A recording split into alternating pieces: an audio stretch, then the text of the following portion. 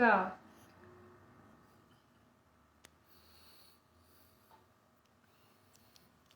Já iniciou? Já. Ao vivo, finalmente! Depois de um sufoco. Chegamos! Ei, tem gente aí! Desculpe os probleminhas técnicos. Vamos lá. Vem pra cá, doutor Marco. Boa noite, pessoal! Boa noite! Tem que ser com emoção. Não, tem que ser com estresse hoje. Tem que ser com estresse. Estamos exatamente 15 minutos atrasados. É. Que coisa feia. Se a gente sair um pouquinho mais tarde, é por conta desse atraso inicial. Boa noite, Rosiane, Gabi, Bruno. Muito boa noite, professores. Olá! Jéssica, Mara. Boa noite para todo mundo que está entrando. Hoje nós vamos falar de estresse. Será que tem alguém que sente isso? Estresse? Será que tem alguém que tem estresse aí, por aí, de quem está assistindo? Eu acho que não. Acho que não, né? Nem ansiedade, nem estresse. Eu acho que professor é tudo assim, muito calmo, muito tranquilo. Sim. Vivendo nessa época muito calma. Corações para vocês também, vamos lá. Então, o que o estresse tem a ver com a aprendizagem, né? O estresse na aprendizagem. Então, hoje nós vamos conversar sobre isso. E para eu não ficar estressada, doutor Marco, vem mais para cá. Já que você resolveu dividir o celular comigo. Vamos lá, pessoal. Oi, Cecília, Maria, sejam bem-vindas. Nós vamos começando a comentar sobre essa palavra, né? Felicidade, que está na contramão do estresse. Vamos começar falando o que significa esse termo, né? Estresse. Doutor Marco, da onde vem esse termo? O termo significa tensão. Vem da física. É atenção ou tensão? Tensão. Tensão. Vem da física.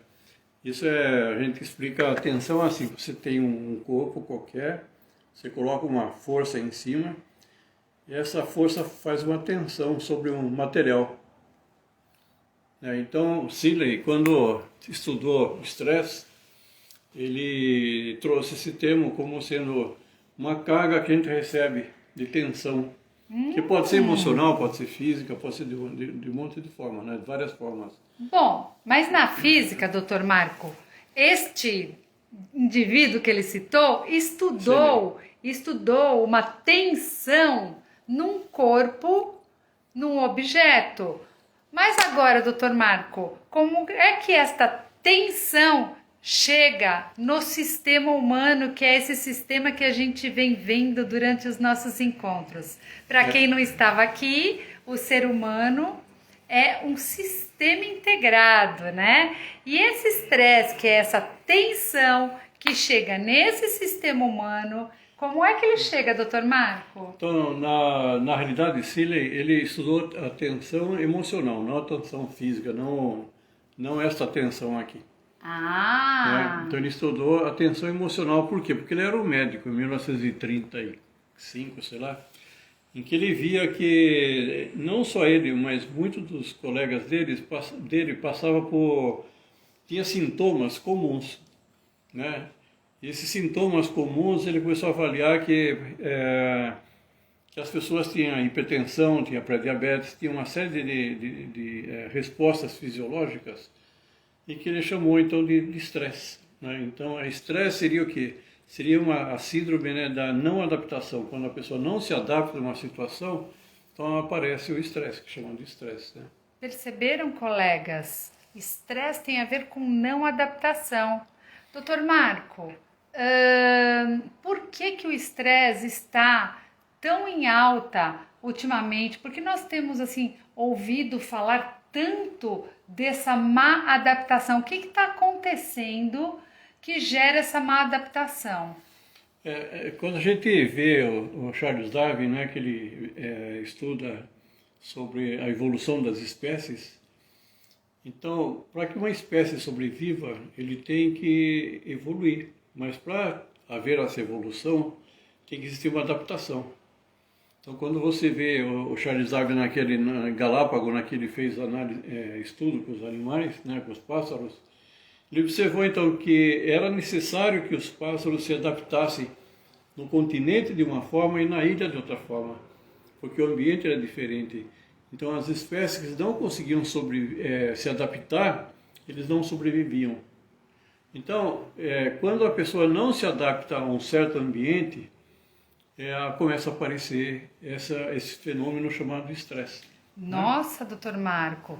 E estresse ligado à não sobrevivência, quer dizer que o estresse pode ser tão grave assim, doutor Marco? Porque nós temos, que nós vimos na outra live, o cérebro triuno. Vamos fazer o cérebro de novo? Vamos lá. Para quem não estava presente, nosso sistema, o cérebro faz parte desse sistema integrado, é um sistema à parte que faz parte, né? Ou seja, tem o sistema cerebral e tem o sistema humano, né? O cérebro faz parte desse sistema integrado e nós vimos que a evolução do nosso cérebro se deu em 3 etapas. O cérebro dos répteis, reptiliano, eu vou vir para cá. Isso. Como você faz sempre assim. Ele quer o jacaré, não basta.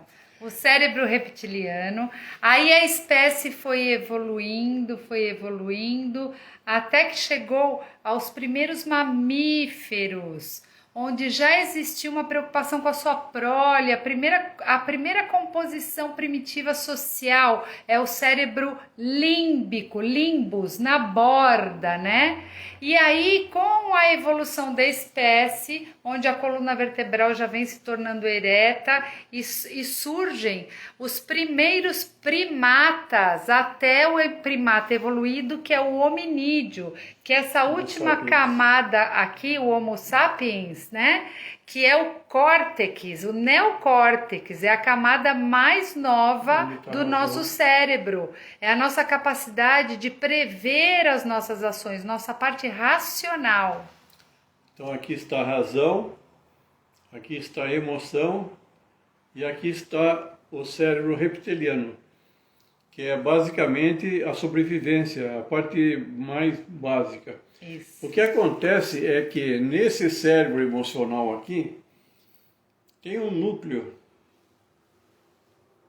que é chamado de amígdala. Amígdala, exatamente. Amígdala cerebral, tá, gente? Não são aqui, ó. Amígdala cerebral. E essa amígdala é responsável pela nossa sobrevivência. Então ela é um núcleo neural que fica observando todas as informações que chegam até a gente. Como se fosse um radar.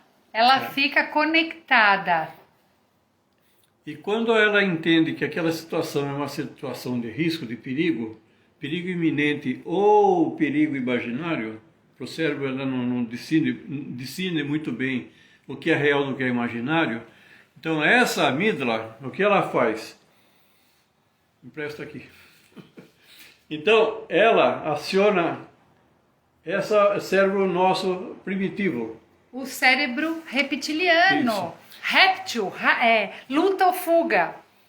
E desse cérebro sai o sistema nervoso autônomo. Exatamente. E o sistema nervoso autônomo está ligado, entre outros, à glândula suprarrenal ou adrenal. E quando a adrenal é acionada, então ela lança no sangue adrenalina, ou seja, noradrenalina e epinefrina, e deixa a pessoa em situação de luta ou fuga.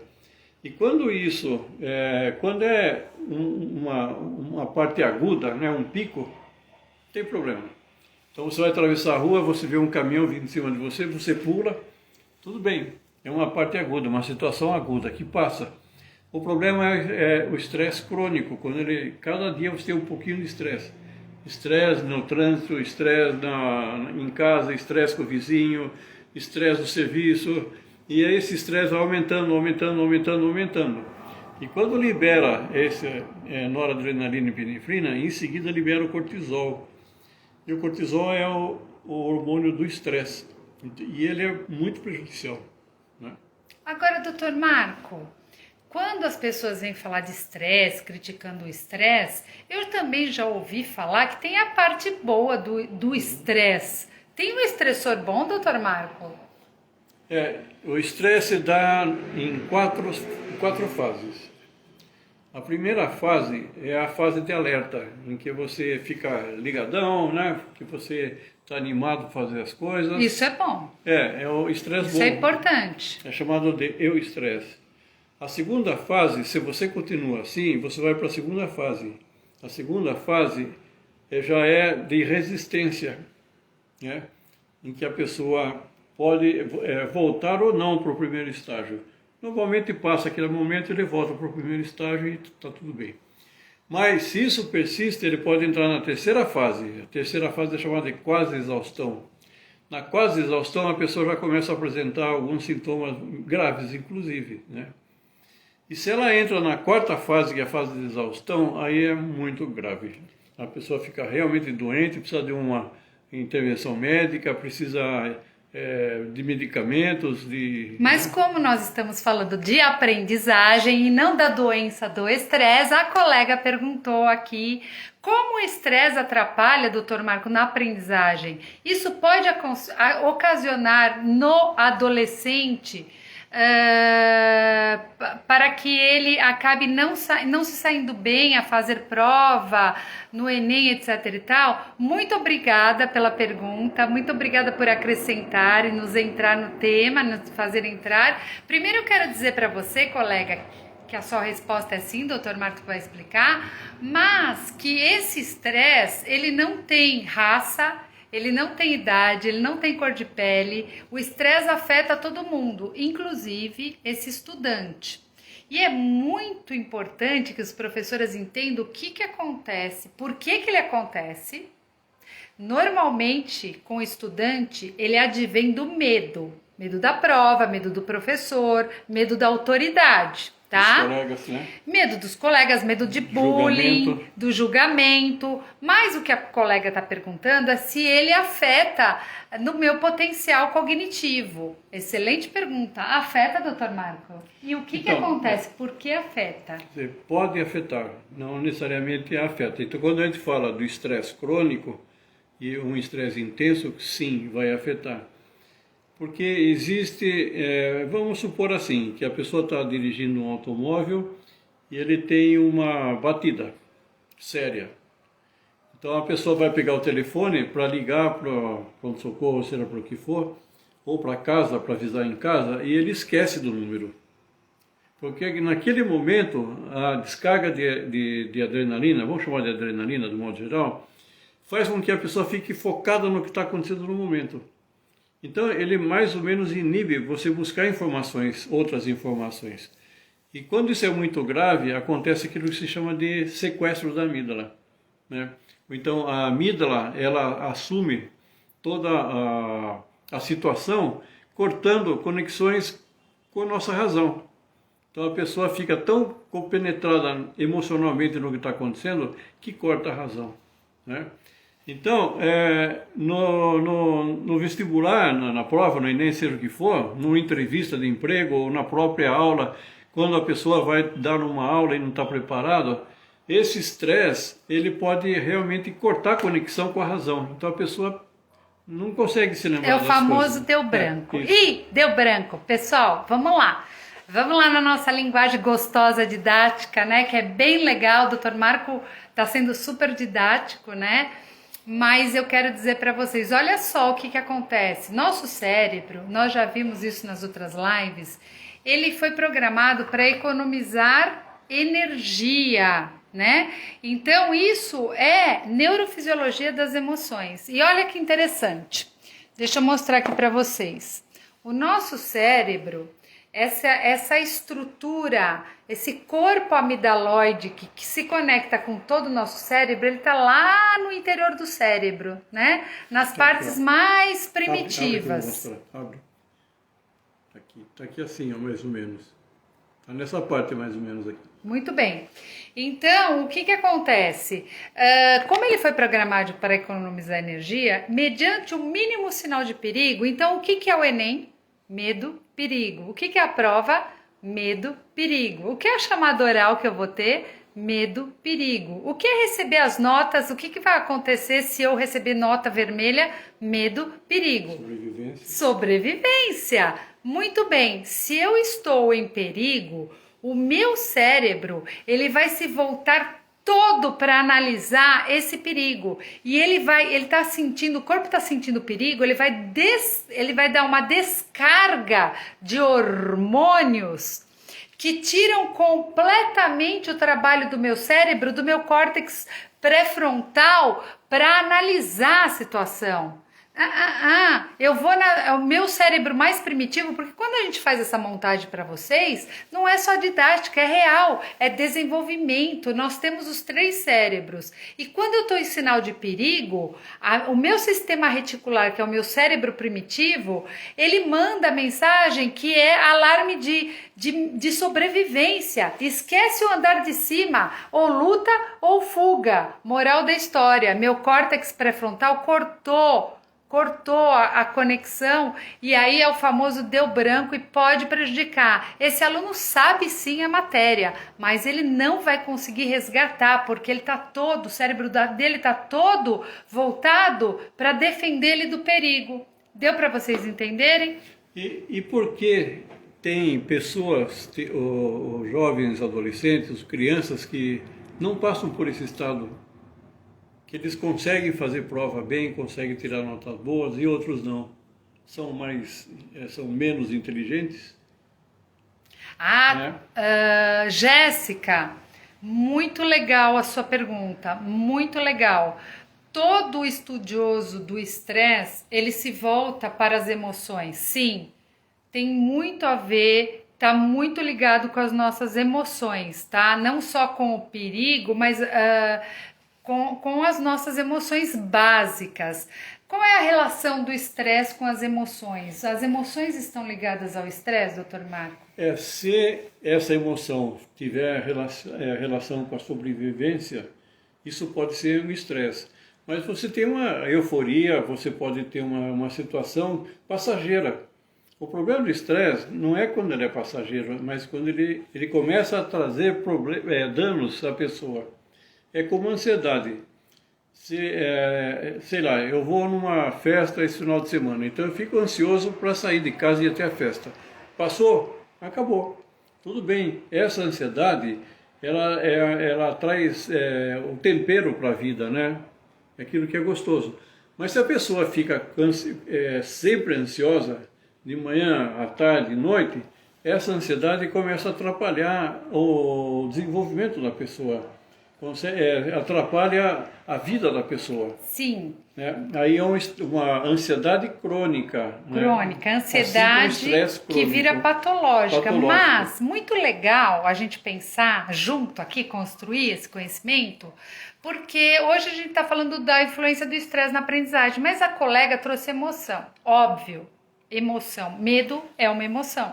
Certo? É um sentimento de perigo.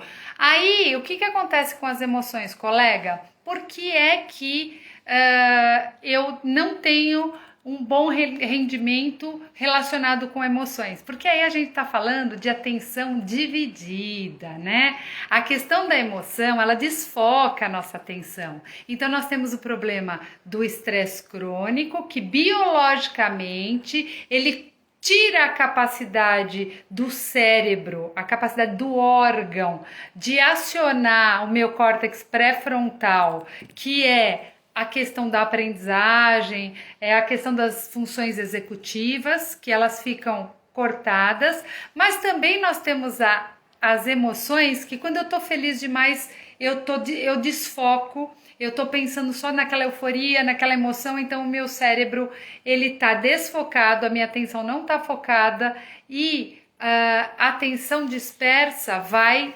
causar problemas de aprendizagem. Então, emoções também têm a ver com, digamos assim, queda no rendimento escolar. Sim, por quê? Porque eu preciso treinar minha atenção focada, porque senão eu fico disperso, né?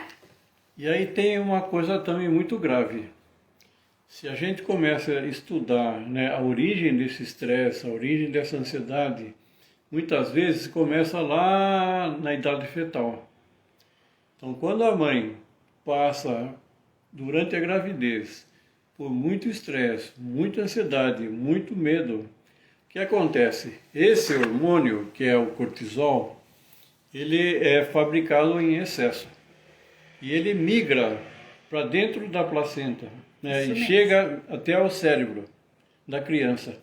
Existe uma proteção natural que é chamada barreira hematoencefálica, hemato de sangue, encefálico que é do sangue que vai no cérebro, em que essa barreira hematoencefálica, ela não deixa passar alguns tipos de moléculas, né? Ela bloqueia, mas o cortisol consegue atravessar.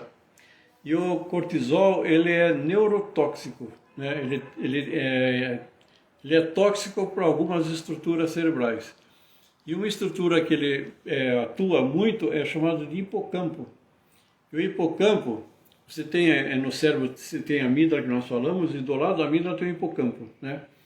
E esse hipocampo, ele é um centro neural que está relacionado à memória, à formação de memórias, né? E o que acontece com esse cortisol? Ele em excesso, ele atravessa a barreira hematoencefálica, chega até o hipocampo, ele é neurotóxico, ele destrói uma parte do hipocampo. Então pode chegar a destruir até 25% do hipocampo. Então aí existe uma série de comprometimentos da criança, pode existir, né? Tanto no desenvolvimento cognitivo, no desenvolvimento psicológico, desenvolvimento motor, no desenvolvimento emocional, ou seja, no comportamento social, ou seja, existe um problema sério de adaptação da criança. Então ela já nasce, ela já evolui de uma forma inadequada. E aí é difícil de você resgatar isso se esse estresse continuar em casa, né? Pessoal, quando a gente fala de cérebro, a gente está falando do órgão da aprendizagem, né? Então a gente pode olhar esse cérebro sob dois pontos de vista: estrutural, o órgão cérebro, e funcional, a maneira como ele funciona. As grávidas, quando elas sofrem muito estresse, e por que é importante vocês saberem disso? Para a gente entender por que às vezes nós temos um aluno que fica voando, né? Déficit de atenção, aquela coisa assim que está no mundo da lua, ou hiperatividade, ou agressividade. É o funcionamento lentificado, é o funcionamento acelerado, é o funcionamento agressivo. Então nós estamos falando que o cérebro tem estrutura e funcionamento. Quando essa grávida passa por um estresse crônico, ou seja, toda a gravidez dela é acompanhada de estresse, normalmente grávidas que consomem drogas durante o seu período gestacional, maus tratos e outras situações. Então são os filhos do estresse, que depois nós vamos ter uma live maravilhosa em novembro falando especificamente sobre isso, porque inclusive esse tema não está só relacionado à mãe biológica, está relacionado também à mãe adotiva, que adotou, né? Então, apesar desse estresse atravessar a barreira hematoencefálica e influenciar tanto na estrutura, no órgão, que o cérebro é um órgão como qualquer outro do nosso sistema, então ele diminui a espessura do córtex. Onde é que estão as funções da aprendizagem? No córtex. Ele diminui as conexões neurais que nós conversamos aqui, que faz os acertos e as conexões para transformar em aprendizagem. Então esse estresse ele diminui e prejudica a estrutura, porque essa criança ela já vem com uma memória emocional do sofrimento da mãe. Porque a partir da idade gestacional que nós vimos aqui, dos 3 meses de gestação, fetal. Do feto, quando bate o coração, esse bebê já está sentindo o estressor do seu ambiente externo. Lembra que nós vimos nos outros encontros? Influenciando totalmente na aprendizagem. Deixa eu perguntar uma coisa. Tânia, você está querendo perguntar alguma coisa ou você apertou o botão sem querer? Dá um toque para mim, tá bom? Que aí se você foi sem querer a gente passa, senão eu permito aqui a sua entrada, tá? Porque às vezes a pessoa aperta sem querer. Muito bem. Que temos para falar então dessa aprendizagem que reflete em comportamento? Chega-se a um comportamento quando tem algum processo aprendido. Então vamos lá, doutor Marco. Então, esse estresse, né, na mãe durante a gestação, ela pode trazer muitos danos, e danos muito sérios para as crianças, não só na vida inicial, né, na primeira e segunda infância, mas na vida adulta também. Então existem vários problemas relacionados à memória, até a esquizofrenia pode estar relacionado a isso, a disfunções sexuais. Tem vários estudos mostrando com ratos, né, com ratazanas, que a opção sexual fica prejudicada. Fica prejudicada quando a mãe gesta a criança num estado de estresse muito intenso, né? Então, problemas emocionais, problemas de rendimento escolar, dificuldades de fala, né, redução da atenção, rendimentos, ou seja, tem muitos problemas que podem estar associados, inclusive depressão. E alguns problemas mesmo de frequência cardíaca e assim vai. Biológicos. Agora, professores, óbvio que nós temos aí uma população com uma pirâmide social muito comprometida. Então, nós temos muitos alunos que estão dentro desse limiar entre a atenção mínima e os maus tratos. A gente lida, né, muito com essa população. E esse cérebro, sim, ele pode estar comprometido, ele pode estar acarretando essa dificuldade, essa falta de atenção, a dificuldade de aprender. Mas a boa notícia é aquela que nós trouxemos nas lives anteriores. A neurociência nos traz hoje que existem processos que podem ser reversíveis, de estrutura e de funcionalidade.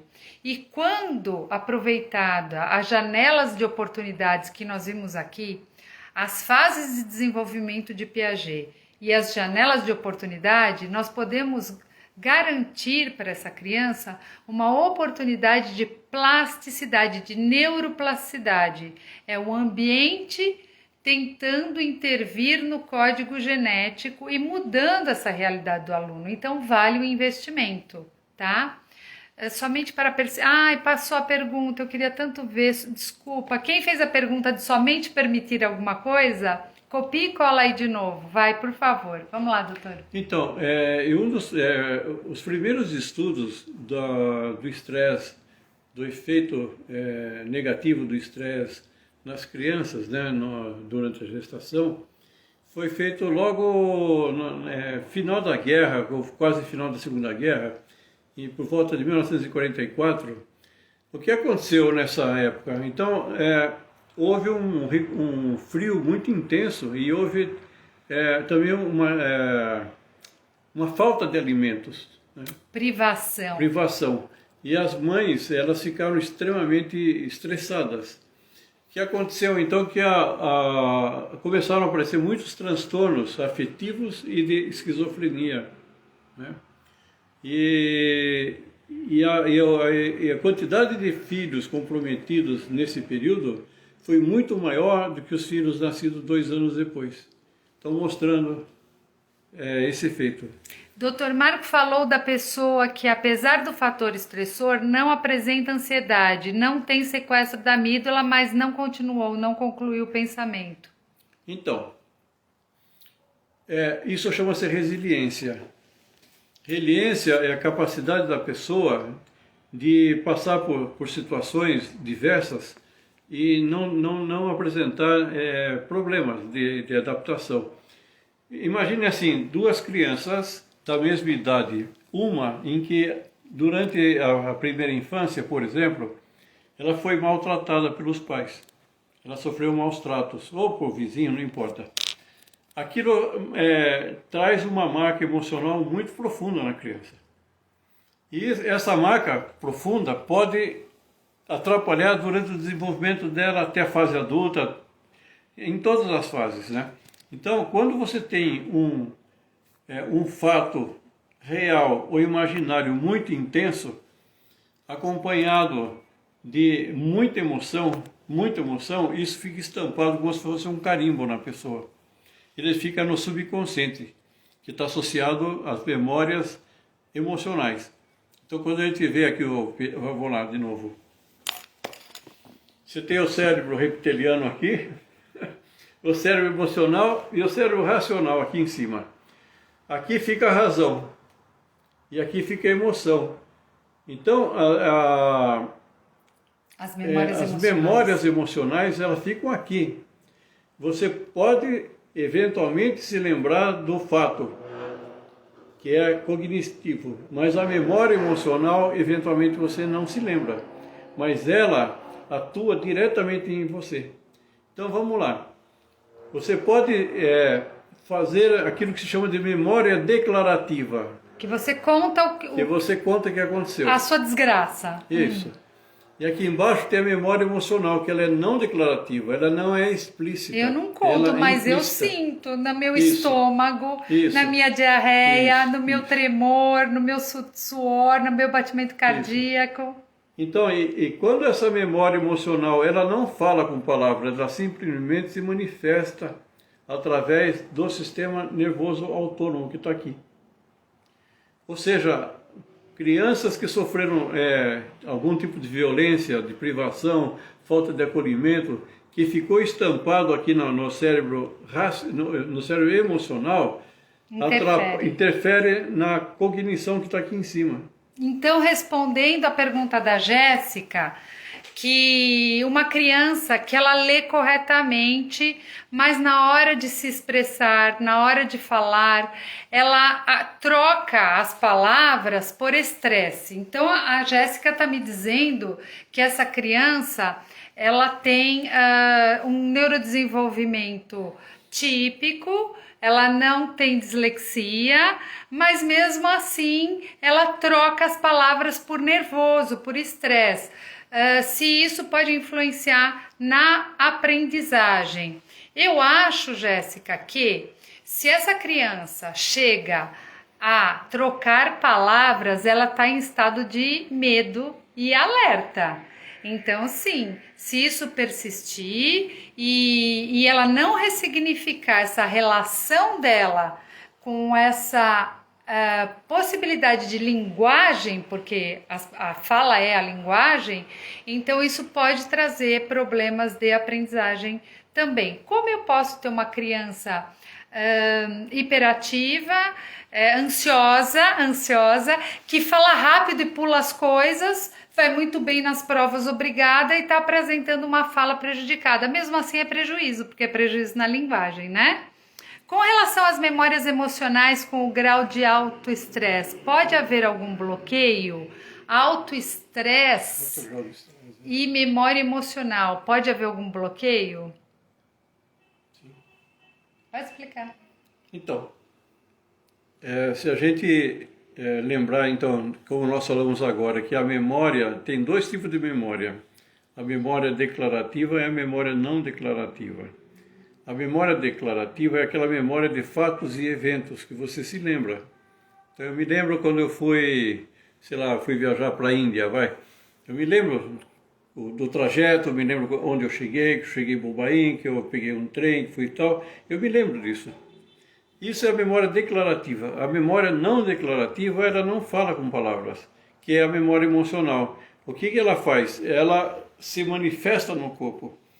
É aquela dor no peito, é aquela dor no estômago, aquele problema intestinal, uma sudorese intensa, um tremor, a pessoa fica muito agitada, porque ela se manifesta no corpo, a memória emocional se manifesta no corpo.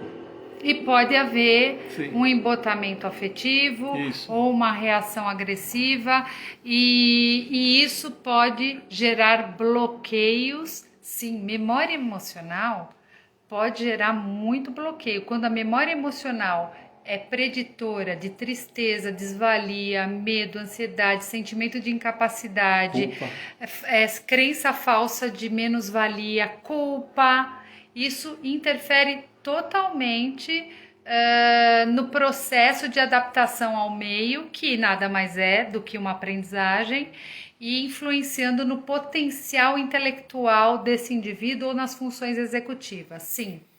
Nós temos aqui na clínica, que aqui é uma clínica escola, né?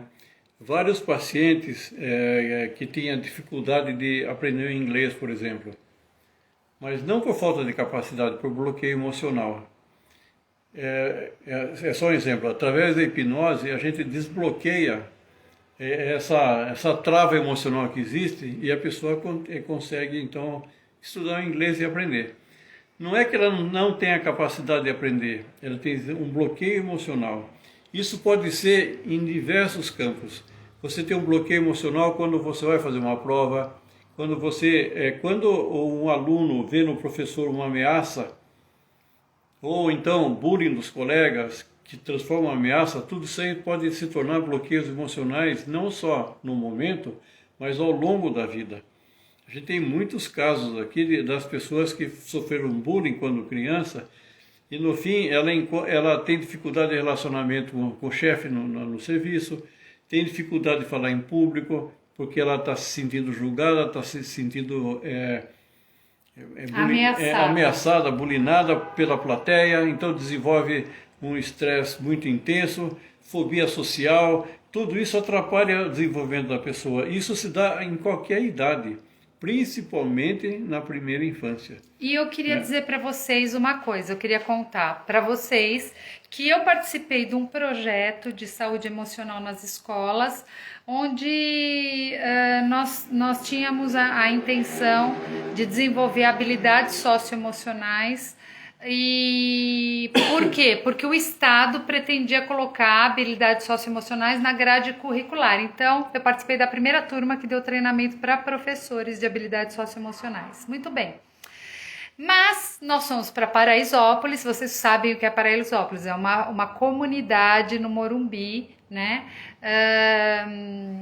Digamos assim, chamada de favela, né? Uma comunidade simples, de moradia simples. E eu tive lá durante um ano e nós fomos levar um projeto de saúde emocional, ensinar os professores a detectar e trabalhar as emoções dos alunos. Chegando lá, os professores falaram assim pra gente, mas peraí, como que nós vamos dar conta das emoções desses alunos se nós não damos conta nem das nossas emoções? Opa! Como que nós não pensamos nisso? Então, até agora a gente falou de estresse do aluno, certo? E agora eu quero falar um pouco de estresse do professor, porque todo mundo é passível de situações estressoras, ainda mais nesse mundo louco que a gente vive, agora com a pandemia nem se fala. Então, lembrando que na primeira infância eu aprendo por imitação, ou seja, o outro, aquele ao qual eu confio ou que eu sou entregue a confiar, é o espelho do que eu devo fazer. Então é a figura máxima onde eu vou copiar o que ele faz, porque meus pais me mandam para a escola para aprender. Então o professor é tido como detentor do saber, a pessoa de confiança para o aprendizado. Esse professor que quer silêncio, organização, disciplina da classe, se ele está estressado, é natural, infelizmente, que ele também tenha reações explosivas, que a face, o corpo fala, o olhar fala, a integração, né, entre o professor e o aluno, se não passar pelo campo da emoção, vai ter problema, vai ter problema. Creio que agora com a pandemia as pessoas estão ainda mais estressadas, justamente, inclusive os professores. E agora que essas crianças voltam para vocês, elas voltam para vocês com um medo velado de alguma coisa que elas não conhecem direito, mas alguém mostrou para elas que o mundo está em perigo. É a fantasia daquilo que elas não conhecem, alguma coisa que fez com que elas ficassem trancadas dentro de casa. Então volta o professor com a insegurança de não saber o que eles vão encontrar, o que vocês vão encontrar, junto com essas crianças que estão assustadinhas. Então, tudo isso requer uma adaptação, requer um carinho especial, de uma habilidade emocional para poder trabalhar esse estresse que fixou na memória, tanto do professor quanto do aluno. Então, eu acho que a sala invertida, os fóruns nesse momento serão muito bem-vindos, além de práticas contemplativas, né? Além de respirar de forma coerente, ressonante, uma respiração ressonante. Quem quiser entender um pouco mais sobre isso, estiver interessado, professores que trabalham em aulas particulares, em set terapêutico, que quiserem levar uma ferramenta lúdica que desperte no seu aluno uma batida de coração mais coerente e libere seu córtex pré-frontal para a aprendizagem, então procure no www.cardioemotion.com.br, que é uma ferramenta, um biofeedback cardíaco que mede a tua emoção em tempo real e tem jogos interativos para essa criança poder trabalhar essas emoções, tá? E para o professor é bom, e para o aluno é bom, e para a família também é bom. Inclusive, nós vamos ter nosso curso de sábado é de hipnose, para quem se interessar, pode vir. Sábado não. Não, Segunda, terça, quarta Segunda, e terça, quinta. quarta e quinta. A gente fez um extensivo porque as pessoas pediram para ser à noite. Quem tiver interesse nesse assunto, pode entrar, pode vir com a gente, tá? A gente tem 5 minutos agora. Não. Nós começamos. Nós vamos ficar mais um pouquinho, 15, né? Então, esse estresse da pandemia influenciando. Se alguém tiver alguma dúvida de conduta, alguma coisa, pode pôr aí que a gente responda, mas o Dr. Marco vai continuar aqui. Eu queria só comentar que foi feita uma publicação, um estudo agora nos Estados Unidos, entre a relação dos pais com as crianças em casa. A violência doméstica aumentou muito, porque os pais não têm tanta habilidade de ficar o tempo inteiro com os filhos em casa. Eles não conseguem dar conta das demandas dos filhos, e os filhos não conseguem dar conta da demanda dos pais. Então houve um choque muito grande entre pais e filhos, tendo muitos casos de violências físicas e emocionais. E essas violências físicas e emocionais vão se refletir ao longo da vida da criança. É isso que a gente está falando, muita emoção junto com o fato real ou imaginário, ele tatua no subconsciente da criança, mesmo do adulto, crenças que começam a impedir a pessoa a se desenvolver de uma forma adequada. Então, infelizmente, essa pandemia, não só o problema imediato, mas o estrago a médio e longo prazo que ela vai causar. E a gente sabe das estatísticas que o nível de ansiedade aumentou em 69,7%. Dobrou os casos de depressão. Ou seja, essa pandemia veio para realmente... Suicídio também, está muito sério. Então, professores, cuidem de vocês. Ansiedade, ela acontece, mas assim, em excesso, ela pode se tornar patológica. Burnout no trabalho, né? O que o doutor tem a falar sobre o burnout? O burnout, ele é um estresse muito intenso, mas associado ao trabalho.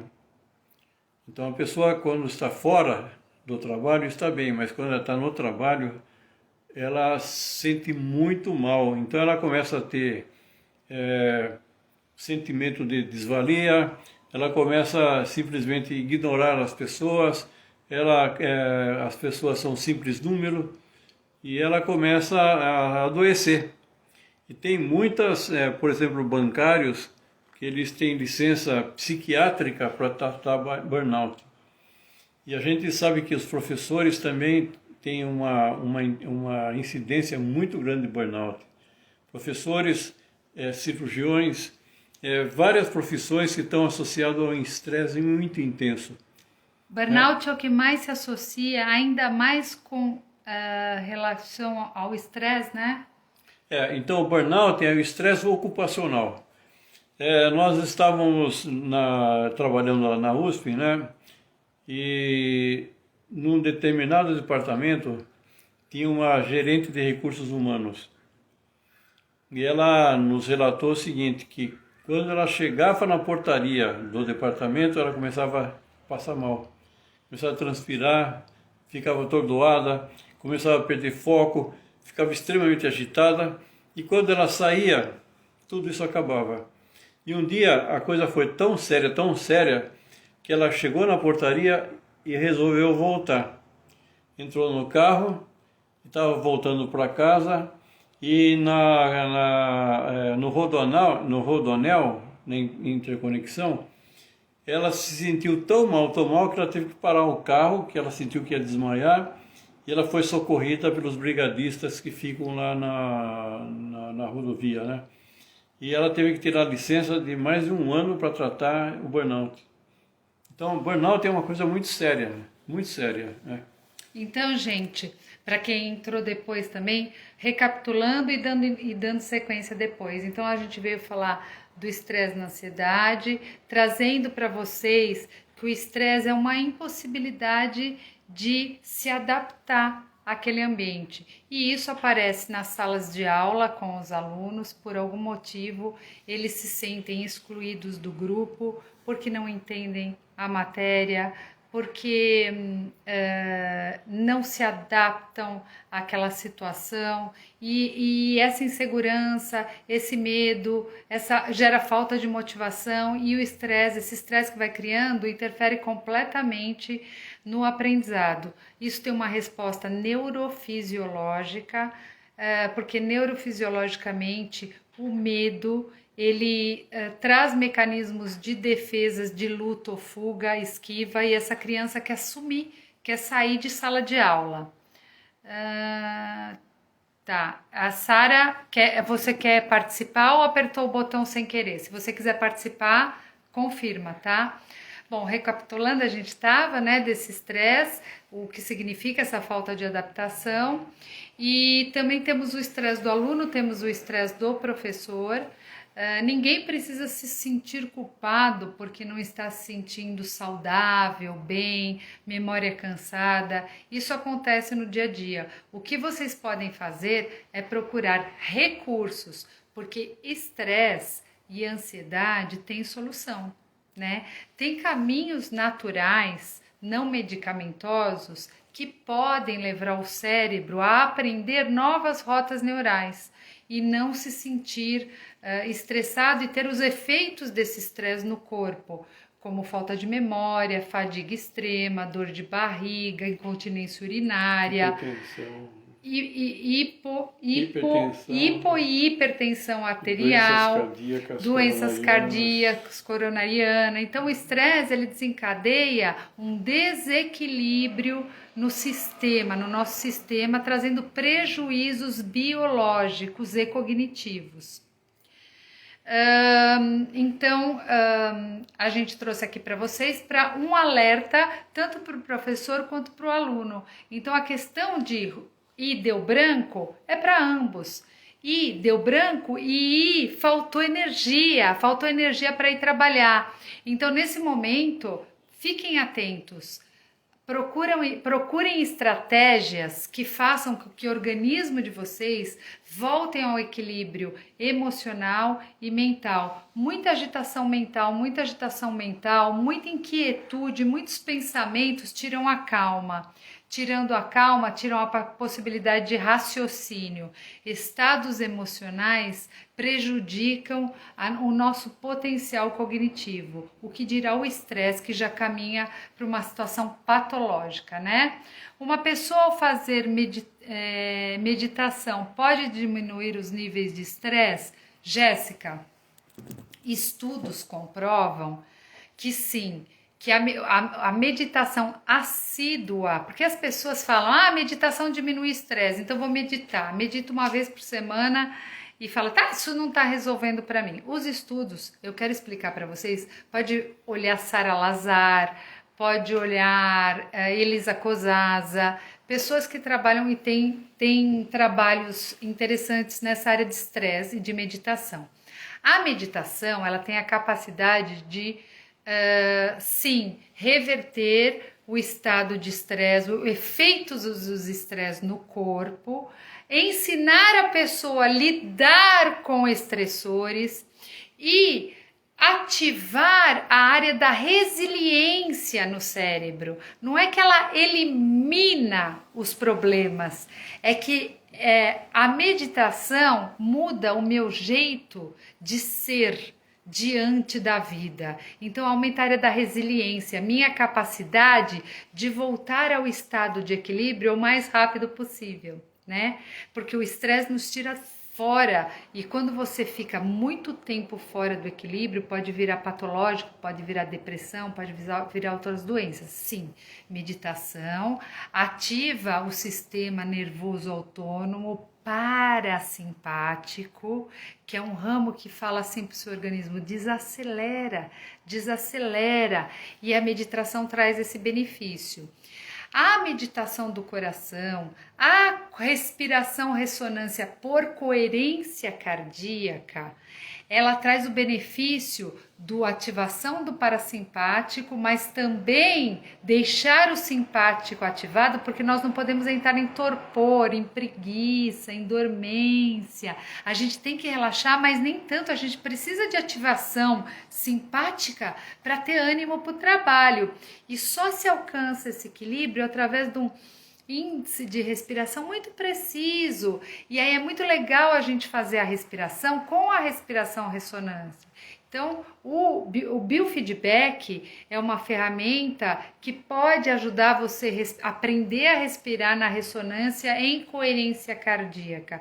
Quem quiser saber sobre coerência cardíaca, liga pra gente, procura a gente no www.intelectusclinicescola.com.br. Liga para esses telefones sem compromisso, sem custo. Nós temos grupos de estudo, a gente atende, tira as dúvidas de vocês, e é sempre bacana ter uma ferramenta, né?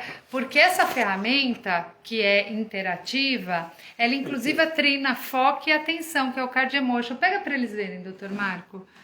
Deixa eu ver, uma pessoa ao fazer meditação, já respondi, funciona mesmo, Silvana. Regina, você andou usando, né? Obrigado pelo seu depoimento, Regina. É a Regina? É a Regina. Eita, que está aí com a gente, né? A gente tem aí uma galera de grupo de estudo muito fiel, e está sendo muito bacana a construção de conhecimento, porque a gente traz o problema e nós fomos também para a USP estudar as soluções. Então tem, fora da medicação, soluções para o TDAH, gente. Tem solução. Já pensou a escola ter uma sala de anti-estressante e de foco de atenção?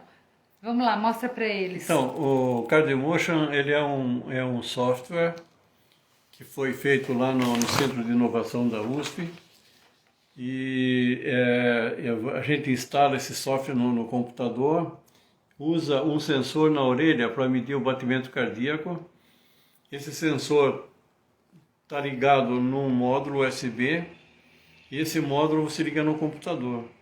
Então ele vai captando os batimentos cardíacos e vai mostrando na tela do computador de uma forma bastante interessante.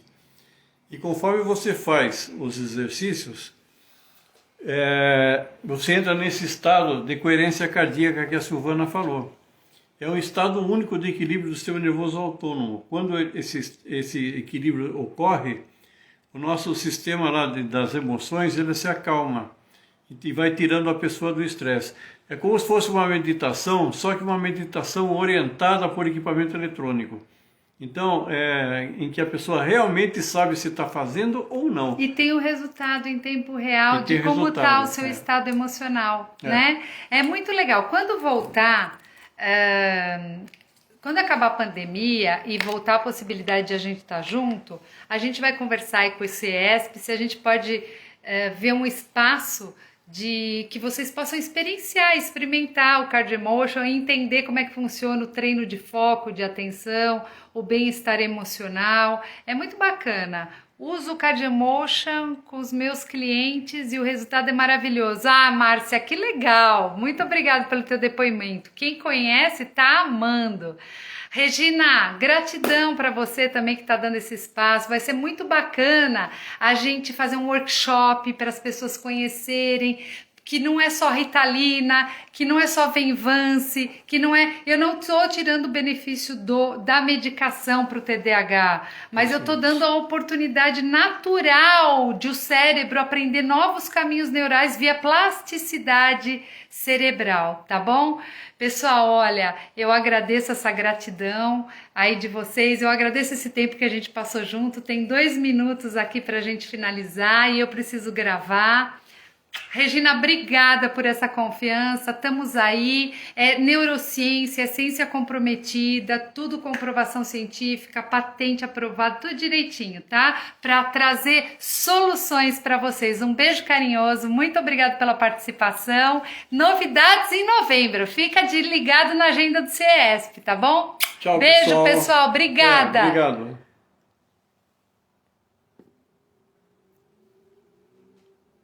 Encerrar esse vídeo.